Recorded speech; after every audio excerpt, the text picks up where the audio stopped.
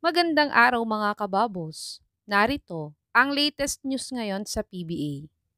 Coach Tim Cone ang may pinakamalaking sahod na head coach ngayon sa PBA. Jeron Teng nagreklamo kay Coach Gallant. At Magnolia Hotshots, may star bigman na paparating.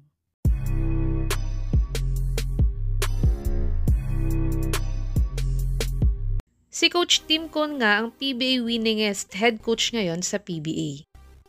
Siya ay may 25 times PBA champions at ang 8 championship niya nga ay 2 Grand Slam dito.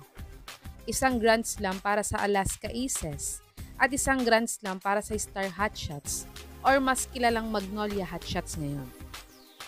At siya din ang head coach ng Gilas Pilipinas na nagpanalo sa 19th Asian Games after ng 60 years na pagsali dito ng Pilipinas. At siya din ang head coach ng Gilas nang ma-upset win nila ang Latvia sa 2024 Paris Olympics qualifiers. Kaya't ngayon nga ay si Coach Tim Cone daw ang may pinakamalaking sweldo na head coach sa PBA.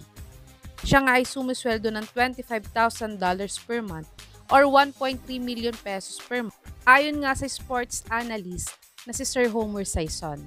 Sa tingin nyo mga kababos, overpaid ba or underpaid or tama lang ang sweldo ni Coach Tim Cone ngayon?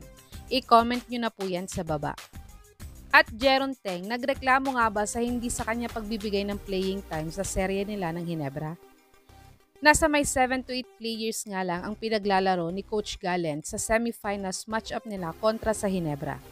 Kaya't pagod na nga ang mga players niyang babad sa laro, lalo na pag nasa crucial minutes na ang mga games nila. Kahit nga nabansagan silang powerhouse team, ay hindi naman sila lahat nagagamit. At sabi pa nga ni Coach Gallant dati, ay wala na nga daw ang Death 5 ng SMB ngayon. Dahil ang meron daw sa lineup niya ngayon ay ang Death 15 niya. Pero ayon nga sa interview sa isang star player nilang si Jeron Teng, ay healthy naman daw siya buong serye, pero hindi pa din daw siya binigyan ng playing time ni Coach Gallant.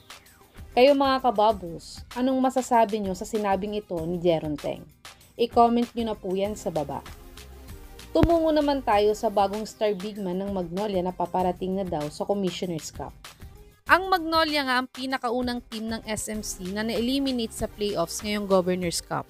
At ayon nga kay Coach Chito ay sa papalit-palit nga daw nila ito ng import. At ang isa pa nga niyang request ngayon ay ang mag-trade nga daw sila ng star player sa team nila ngayong Commissioner's Cup. At ayon nga sa source na to, ay ang una nga nilang target ngayon ay star bigman ng Jeep na si Tristan Hardinger. Kung siya nga daw ay healthy at wala siyang injury.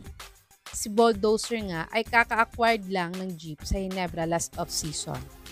Pero madami nga ang nakapansin na fans na parang ang nag-iba ang laro ni Sistan nang nasa Jeep na siya kaysa nang nasa Ginebra pa siya. At siya pa nga ay nagka-injury sa pang-7 laro niya sa Jeep. At hindi na nga niya natapos ang conference na to. Pero siya pa din ay nag-average ng 16.3 points per game, 8.3 rebounds per game, at 3.1 assists per game sa 6 games played niya ngayong PBA 49th Governor's Cup. Sa tingin niyo mga kababos, mas lalakas kaya ang Magnolia Hotshots kung makukuha nilang star bigman na si Sistan? I-comment nyo na po yan sa baba.